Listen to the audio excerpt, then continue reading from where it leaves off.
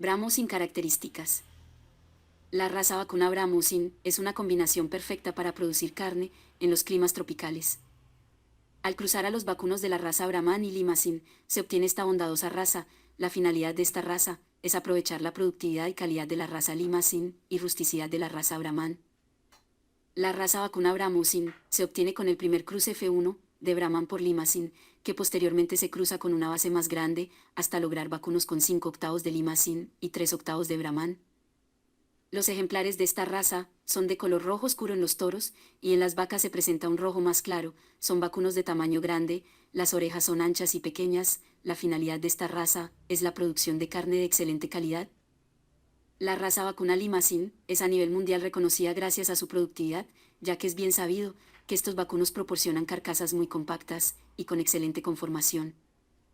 En la década de 1970 en Texas, por Daryl Wiggin fue creada la raza Brahmusin. Los primeros ejemplares de esta raza se obtuvieron por medio de la técnica reproductiva de transferencia de embriones de una vaca Limousin, que fueron importados de Francia, con lo que se formó la base Limousin. Luego estos vacunos fueron cruzados con vacunos de la raza Brahman, que dan como resultado un F1, que después se adiciona a una base más amplia, que llevaron a los 5 octavos, 3 octavos de pura raza. El objetivo primordial era combinar los rasgos de las razas Brahman y Limousin, por lo tal el resultado fue que se obtuvieron vacunos con excelente eficiencia reproductiva y con excelente habilidad materna, presenta buen crecimiento y buena musculatura, y lo mejor de todo es que gracias al aporte de la raza Brahman, se adaptan a condiciones difíciles como las de los trópicos. La raza vacuna Brahmusin se clasifican como un Brahman de 3 octavos y Limousin de 5 octavos. En Estados Unidos estas proporciones son las más aceptadas.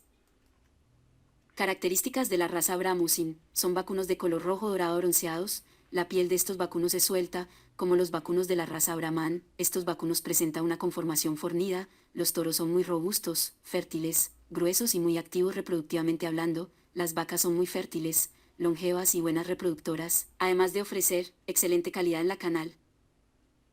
Esta raza ofrece para el productor ganadero las ventajas de tolerancia al calor, resistencia a insectos y excelente conversión alimenticia, heredada de la raza Brahman, y buen crecimiento y musculatura heredada de la raza Limousin.